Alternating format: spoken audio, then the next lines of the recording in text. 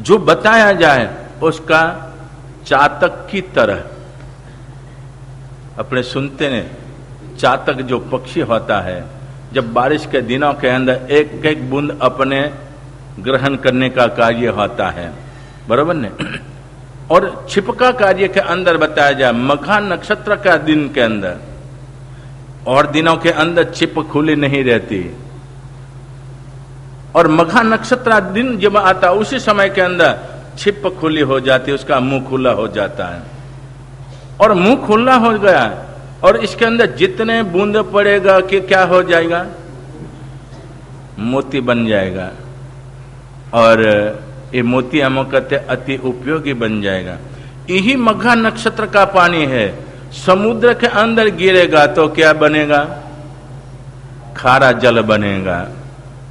और कोई हम कहते साधक, हाँ, कोई साधक साधना करने का कार्य के अंदर यदि मघा नक्षत्र का पानी ग्रहण किया जाए, तांत्रिक मांत्रिक आदि प्रयोगों के अंदर इसका यदि उपयोग करना चाहे, जानकारी होवे, तो क्या होता है कि विश्व के अंदर ऐसी कोई अमुक वस्तु नहीं है कि मंत्र और ये वस्तु जो प्राप्त हो जाए, लेकिन जानकारी होवे, उसका विधान होवे, तभी कार्य कर सकते हैं। तो इसी तरह से मघा नक्षत्र का जो पानी, तो परमात्मा की वाणी, मघा नक्षत्र का पानी परमात्मा की वाणी, यदि समकितधारी जीवात्मा इसके हृदय के अंदर यदि स्थापन होवे तो क्या बनेगा, छिप के रूप में, तो मोती बनेगा। एक एक शब्द परमात्मा की वाणी का, एक एक शब्द मोती बनने का कार्य रूप में बनेगा।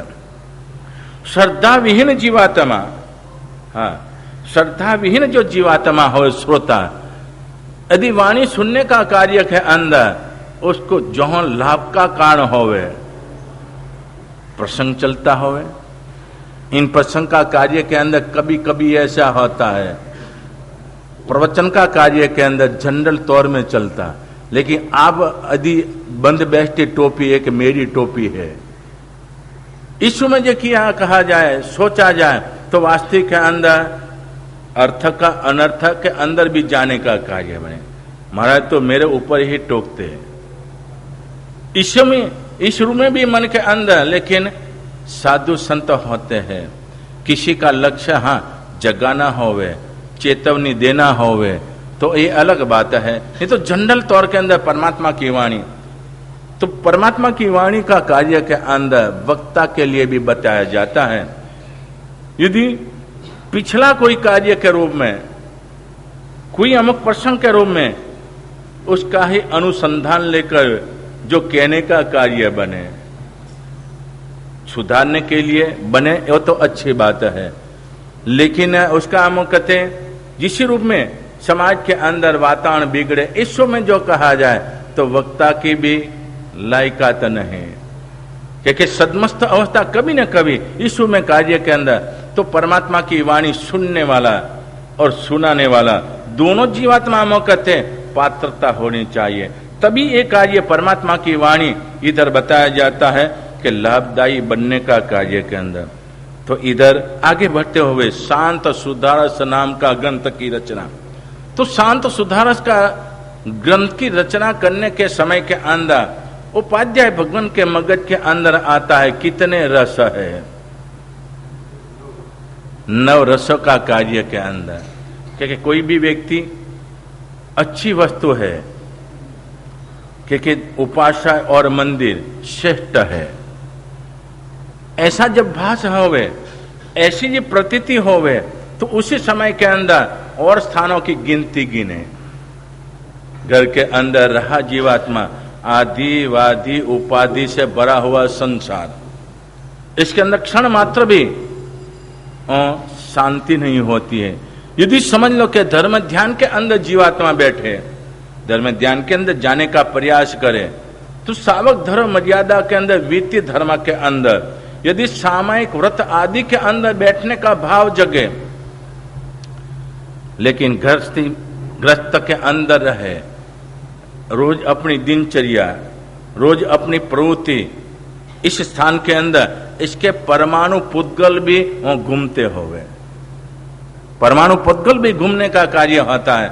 और जब भी बैठे उसी समय के अंदर वो परमाणु पुद्गल का प्रभाव होता है, विचारों के अंदर विषमता लाता है और विषमता का कार्य के अंदर डामाडोल स्थिति के अंदर जीवात्मा चला जाता है। लेकिन मंदिर और उपाश्रय, इन स्थानों के अंदर मंदिर का अर्थ होता मन की एकाग्रता जो प्राप्त होवे उसको मंदिर कहा जाता है। मन की एकाग्रता, क्योंकि परमात्मा से हमारा ऐसा अमोकत संबंध बन जाए कि दुनिया के अंदर दूसरी वस्तु हमको नहीं दिखाई पड़े। जैसे अर्जुन की तरह, अर्जुन को पूछा गया पेड़ ही दिखाई पड़ रहा है और विशेष पूर्वक देख, अब तो डाली ही दिखाई पड़ रही है और आगे बढ़, तो के पक्षी ही दिखाई पड़ रहा है और आगे बढ़, तो के पक्षी की आंख दिखाई पड़ रही है, तो के दाहिनी आंख तेरा लक्ष्य बना। और उसी समय के गुरु द्रोणाचार्य ने जैसे कहा उसके अनुसार उसका लक्ष्य बन गया और लक्ष्य बनने का कार्य के अंदर कार्य सिद्धि आसानी से हो जाती। तो इसी तरह से मंदिर के अंदर जाने के बाद अपनी मन की एकाग्रता, स्थिरता, धीरता और गंभीरता जीवन के अंदर आवे। लेकिन जीवन के अंदर कब आवे और यह परमात्मा मेरे लिए कैसे उपकारी है? आज के समय के अंदर परमात्मा की प्रतिकृति है, लेकिन जिन प्रतिमा जिन सारी खे मानो, ऐसे परमात्मा के निकट सानिध्य के अंदर मैं आ गया हूं। मैं किस लिए आया हूं? परमात्मा श्रेष्ठ है, श्रेष्ठतर है, मुझे भी परमात्मा जैसा बनना है। तो परमात्मा के गुण स्मरण करते हुए परमात्मा के निकट जाने वाला जीवात्मा एकाग्र चित्त आने का, ये गुणों का कार्य के अंदर भावों का कार्य होवे तो एकाग्रता बनने का कार्य बने। तो ये स्थान कैसा है? जब से प्रतिष्ठा होती है, हाँ, प्रतिष्ठा के समय के अंदर ये कार्य होता है 18 अभिषेक, जिसको कहा जाता मिनी अंजन छला का। उसी समय के अंदर शुद्धिकरण की जाती है और इस शुद्धिकरण का कार्य के अंदर पवित्रता बन जाती है। वहां के अणु परमाणु भी, कोई भी जीवात्मा आएगा इधर परमात्मा का गुणगान, परमात्मा का जो बताया मार्ग के अनुसरने वाला जीवात्मा, तो स्थान पवित्र बन जाता। तो उपाश्रय है जिसके अंदर उपासना हो रही है। उपासना आत्मा की करनी है, परमात्मा की करनी है। आत्मा सो परमात्मा बनने का कार्य के अंदर उपासना के अंदर उपासना होती है। लेकिन उपासना के अंदर है भोजन समारंभ चलता होवे तो वहां का पूर्दल परमाणु कैसा बन जाएगा? आहार संगना। आहार संगना का कार्य के अंदर हमारा मन का उद्गार कैसा होता है, भावना कैसी होती है, तो इसके अंदर निकलता पुद्गल परमाणु को अंदर भी असर बन जाती है। तो इस स्थान के अंदर सामायिक पोषण, प्रतिकरण और प्रवचन, ये सारा का सारा चलने का कार्य के अंदर इस स्थान का परमाणु पुद्गल कैसा बन जाता है? एकदम पवित्र बन जाता है। अने परमाणु पुद्गलों के अंदर कितनी ताकत है? परमाणु और पुद्गल के अंदर कितनी ताकत, जबरदस्त ताकत होती है। उन्हीं ताकत के द्वारा जो जीवात्मा बैठने वाला वो परमाणु पुद्गल, इसको असर जो किया जाए तो मन के अंदर शांति प्राप्त होने का कार्य होता है। तो महोपाध्याय इधर विनय विजय महाराज शांत रस का ये देखने का कार्य के अंदर मन के अंदर भाव जगता है कि शांत रस है तो दूसरे भी कितने रस है। क्योंकि जब भी दूसरा का कार्य, दूसरा रसों का कार्य देखेंगे तो जो उत्तम है उसका प्राधान्यपना दिया जाता है और आगे बढ़ते उसको कहा जाता, शांत रस को रसादि राज कहा जाता है। उपाध्याय भगवान अपने मन के अंदर ठीक है, कोई भी कार्य करना होवे, एक छोटा सा स्तवन बनाना होवे, कोई भी कार्य करना होवे, तो कवि क्या करते, पहले संकलना करते, मन के अंदर संकलना करने का कार्य होता है।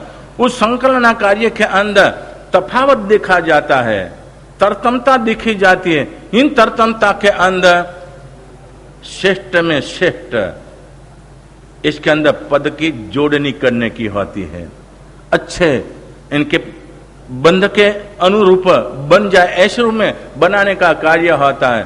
तो इधर उपाध्याय विजय महाराज इधर ये देखते हैं, इसके अंदर बताया जाता है कि रसादि रस का कार्य के 9 रस है। इसके अंदर सबसे पहले हास्य रस है। सभी जगह हंसने का भी कार्य नहीं होता है, हास्य थकी भी बांधा हुआ कर्म, हास्य थके भी बांधा हुआ कर्म कैसी प्रवृत्ति के अंदर चला जाता है।